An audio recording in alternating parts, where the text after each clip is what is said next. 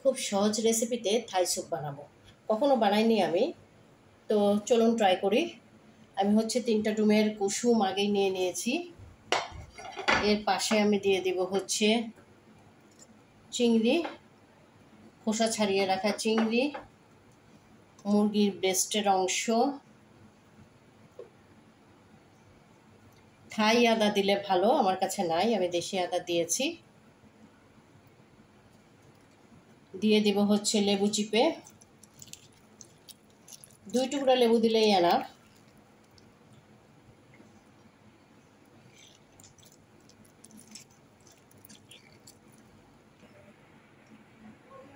পরিমিত লবণ,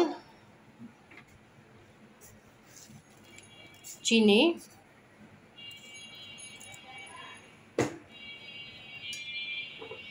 দিয়ে দেব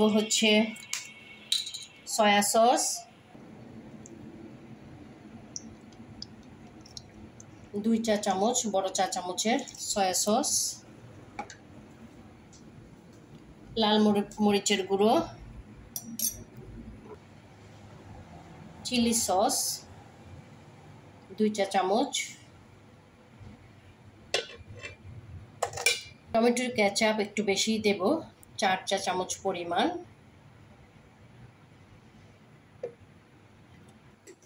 দিয়ে দিলাম কিছুটা সাদা গোলমরিচ,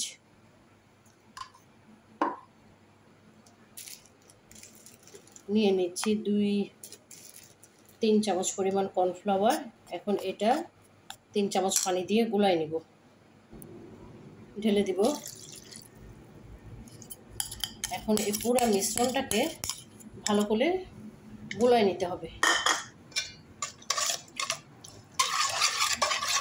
কুসুমের সাথে, পানির সাথে, মশলার সাথে যা যা দিয়েছেন সব কিছু সুন্দর করে এভাবে গুলাই নিতে হবে। আমার গুলানো হয়ে গেছে। কুসুমটা যেন না থাকে, একদম সব কিছুর সাথে মেশাতে হবে।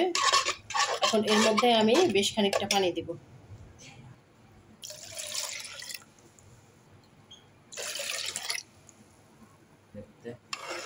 নেড়ে নিব ভালো করে। এখন চুলায় মিডিয়ামের চেয়ে উঁচু চাপে জাল করব। আগে থেকে রেডি করে রাখা থাই পাতা দিয়ে দিলাম। সুপার শপে এখন অ্যাভেলেবেল থাই পাতা। কি নিতেছো? নেড়ে দিব এইভাবে। নাড়ো, কাজ করো। কাঁচামরিচকে এর সামনে দিয়ে একটু এরকম করে কেটে দিয়ে দেবেন। খুব ঝাল হবে না, ফ্লেভার আসবে। দিয়ে দিলাম 4টা কাঁচামরিচ।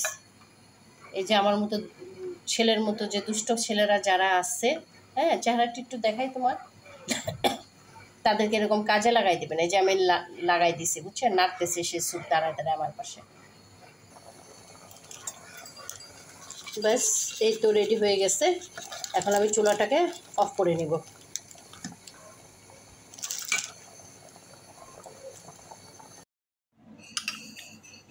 রেস্টুরেন্ট স্বাদের থাই স্যুপ তৈরি করে নিলাম।